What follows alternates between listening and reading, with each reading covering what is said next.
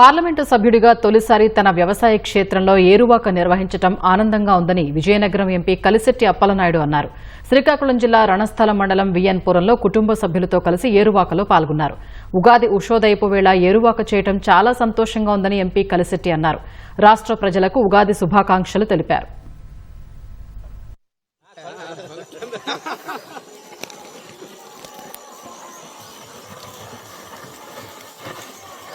బాదులు ఉన్నాయి కదా బాదులు తిట్టిద్దులే అలా తిట్టిద్దులే ఎత్తిద్దు ఇంకా అక్కడక్కడ వెచ్చి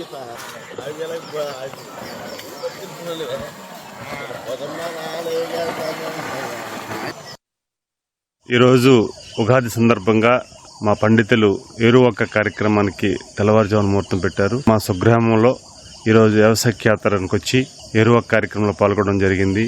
రైతులకి పాడి పంటలు రావాలని, అన్ని రంగాల అభివృద్ధి చెందాలని, అలాగే తెలుగు ప్రజలకు కూడా అందరూ ఆయురారోగ్యాలతో ఉండాలి, ఆనందంతో ఉండాలని కోరుకుంటూ ఈరోజు ఏరువాక కార్యక్రమం చేశాం.